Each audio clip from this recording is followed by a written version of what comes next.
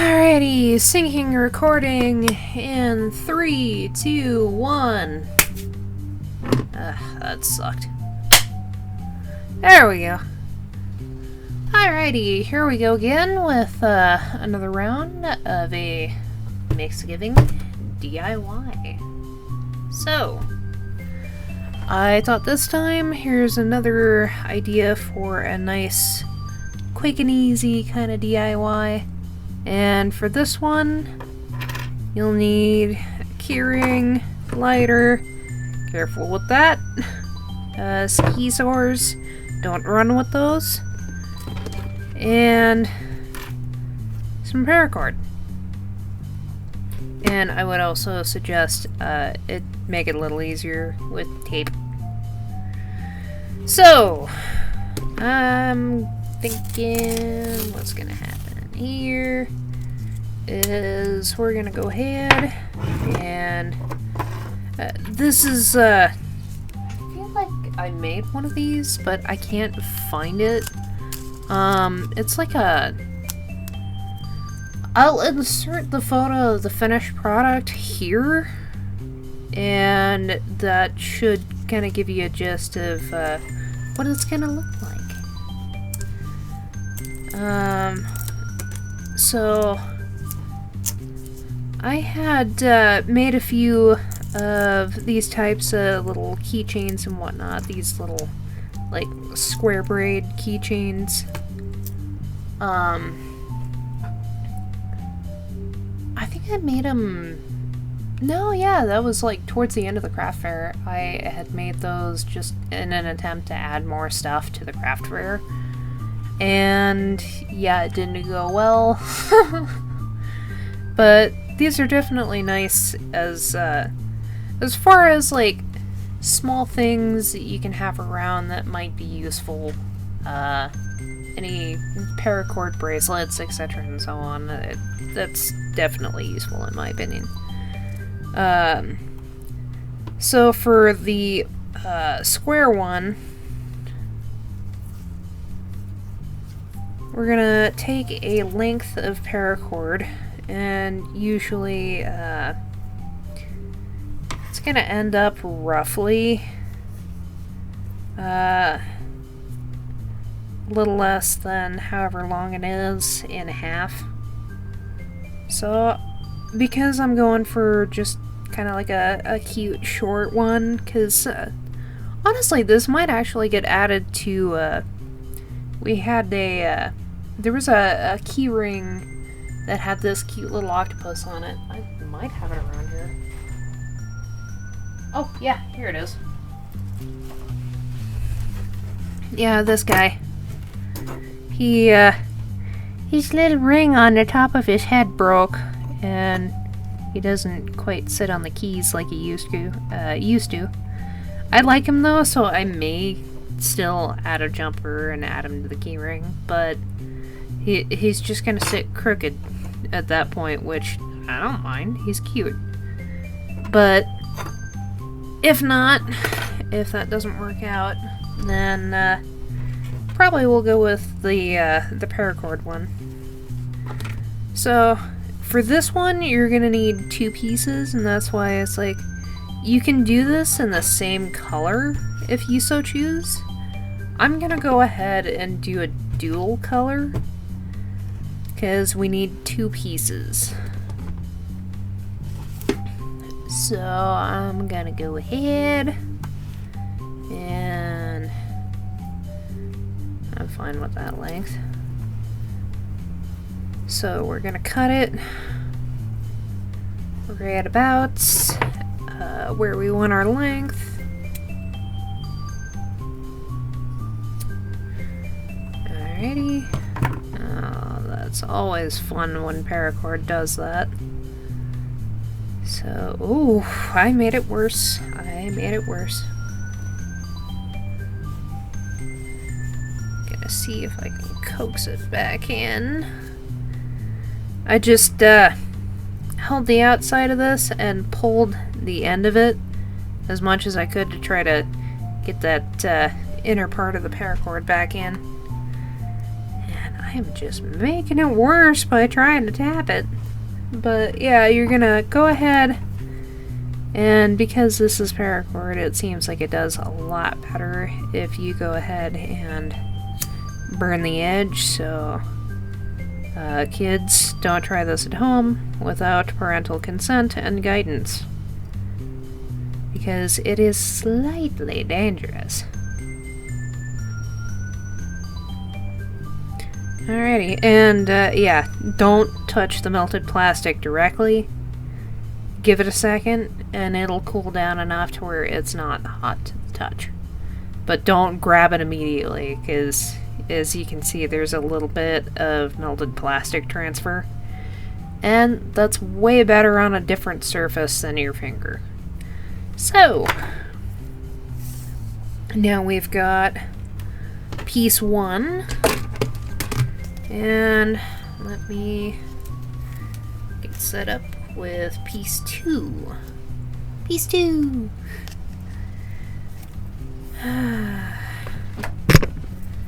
Oh, I hit my mic. Well, we're certainly not professional in these parts. Alright, I'm just trying to get a rough equal measurement here. Roughly equal. I mean, you can trim off the ends and do what you need to do at the end of it. So it's roughly equivalent right about here.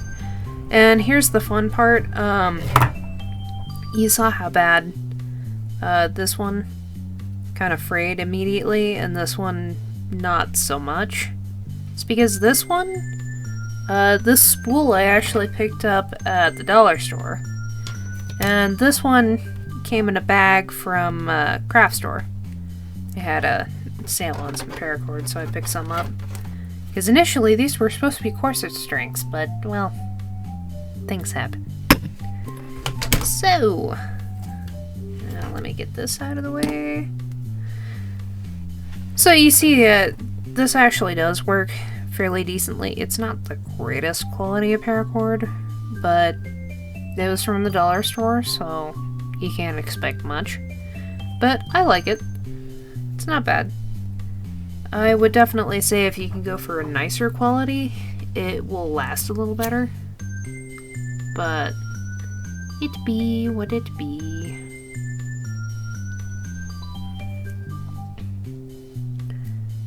Try to get a good smoosh. I didn't get it very good.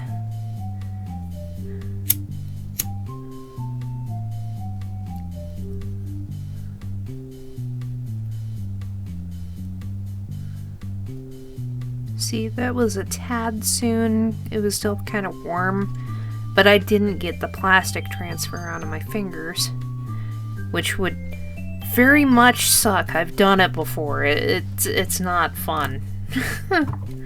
Not in the slightest.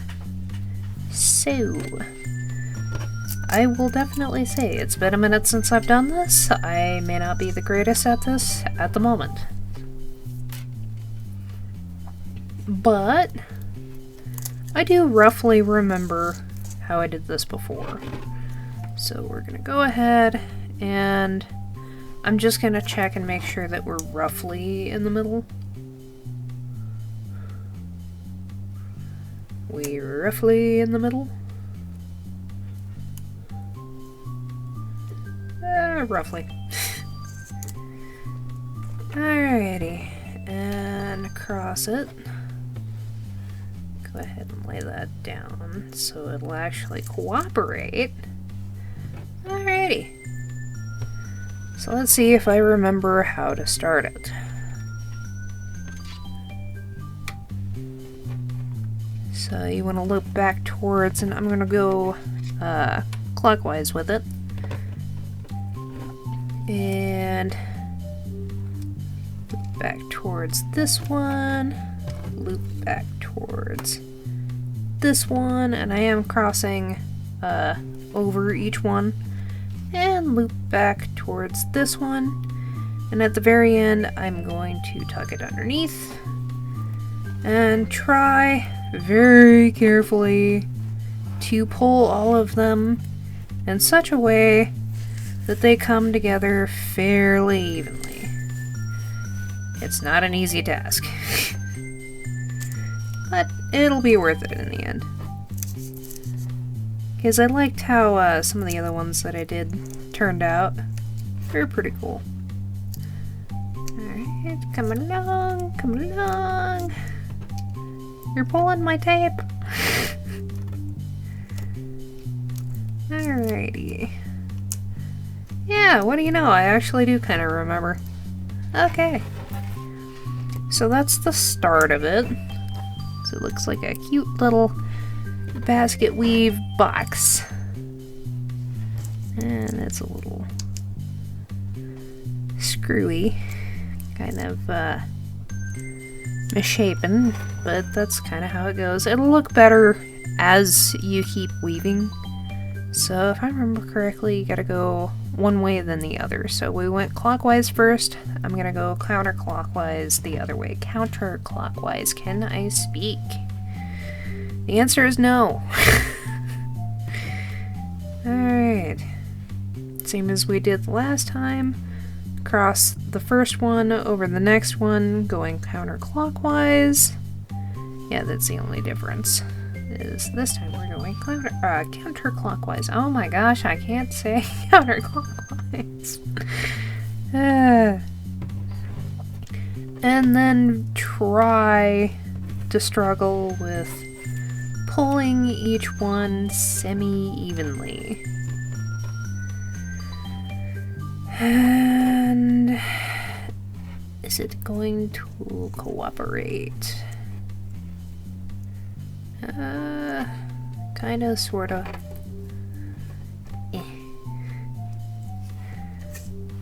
It's definitely one of those, it's kind of a rough situation to work with, but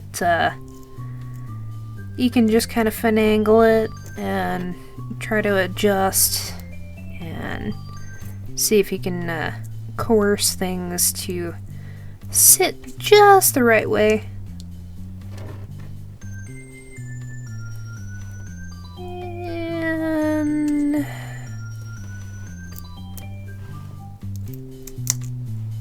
And that's the tape fighting me again. Alright, so let's take a look at it from the side. You can't really see it too terribly well, but it is starting to do that interesting snaky thing. Very much enjoy that. So we went counterclockwise. Oh my gosh, this is gonna be a struggle the whole video, I tell ya. So we went counterclockwise the last time, so this time go clockwise.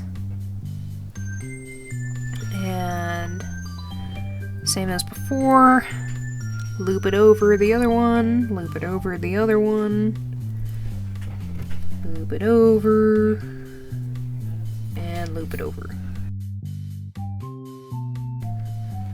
Alrighty, so just like we did before, the over-under, we were going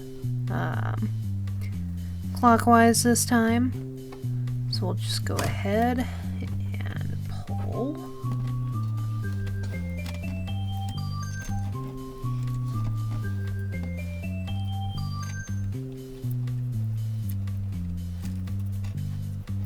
Yeah, it's a little finicky, like we've already seen, but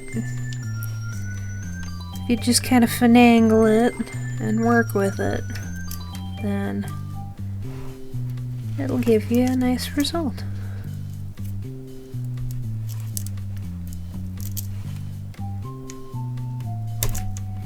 There we go, and that's definitely another tactic, is to kind of hold one string here and then use your thumb and forefinger of the opposite hand to pull that. So you can pull this way and this way at roughly the same time. So it's starting to form a nice little box. And you can kind of see on the side now, we're actually starting to see it grow. So it's like there was the first couple of passes, there's the next couple, and just keep going. Ooh, this is the fun part, is trying to remember. I think we're going counterclockwise this time around. And you can always check, it's like if this is not quite right. And it's like if it's not continuing the pattern that you want and kind of keeping with a weird pattern, you can always go back and fix it. That is the nice thing about these paracord crafts, is they're a little more forgiving.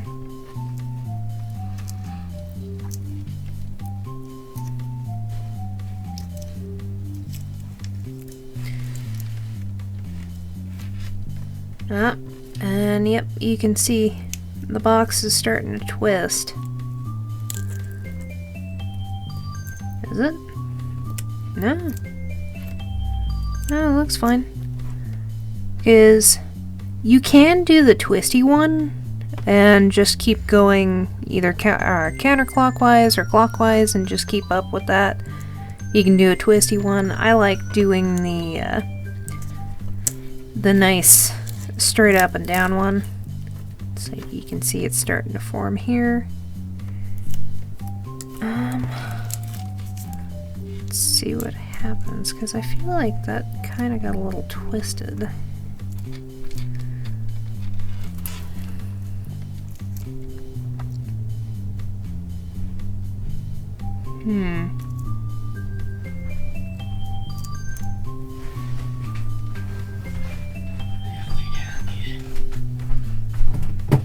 Yeah. Oh boy.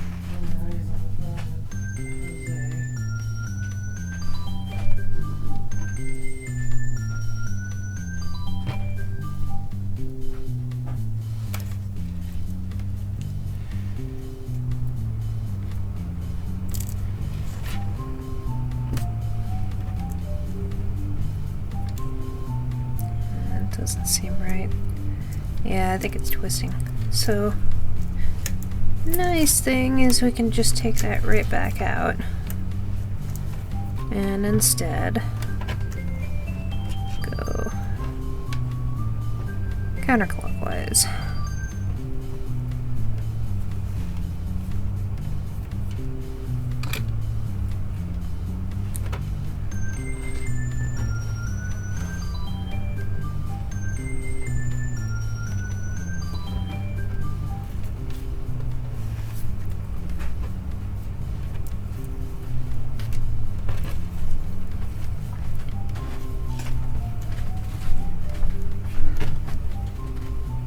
It's a...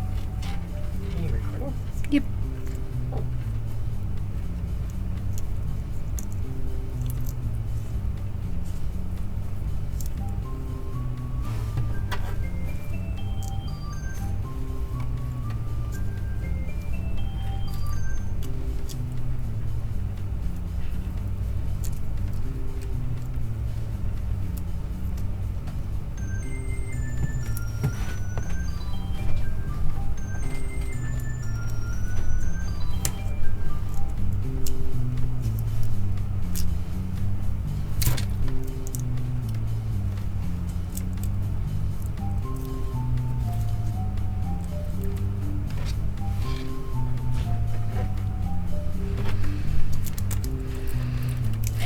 And yep, that's actually the right way to go, so, yep. And then you can just keep going until it's over.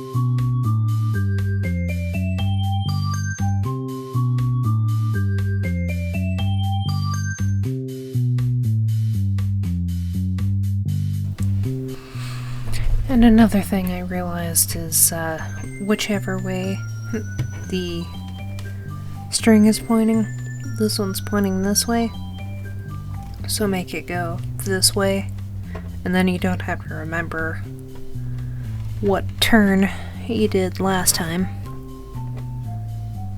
So if you do forget, or you took a break and kinda forgot, you know, all that fun stuff, then you can just use that trick.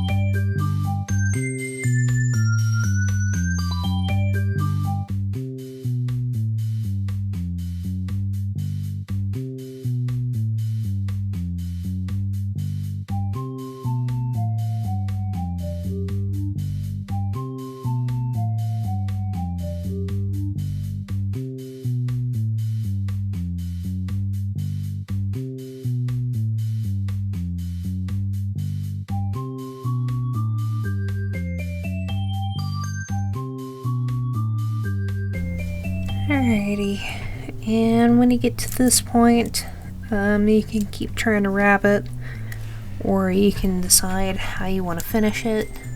It's like, you just pull them all together, and try to do like a slip knot style wrap. Pull it under.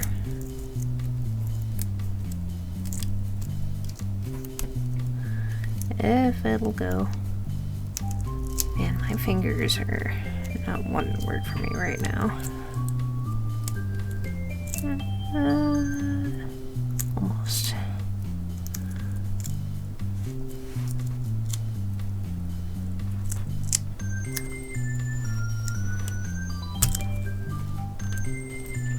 Come on, slip under there. Ah, there he is.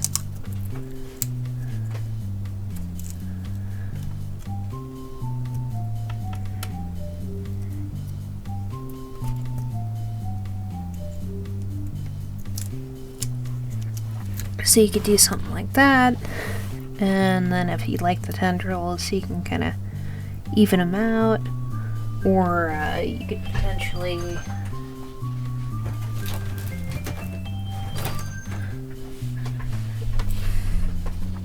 add a little bead to the end and then do a wrap. But yeah, this is a nice, pretty easy way of doing it. And you don't have to make them this short, you can make them long. I would say, because this is paracord, you could measure out a length that you think is going to be useful to you, and do that instead. That way you have two pieces of a length that's like good for, like, if you're like an outdoor survivalist. It's like if you come up with a length that you think you can make a snare with or something like that, then you can measure out that length and then make something like this, keep it on your keychain, make a bracelet out of it. Or if you just like the aesthetics of it, then you can just make this whatever length you want. Because I think this is cute. It kind of looks like a little squid, little cookie sandwich squid. But I think I'm going to go ahead and keep the tie the way it is. And I'm going to go ahead and clip all these roughly the same length. And clean up my ends.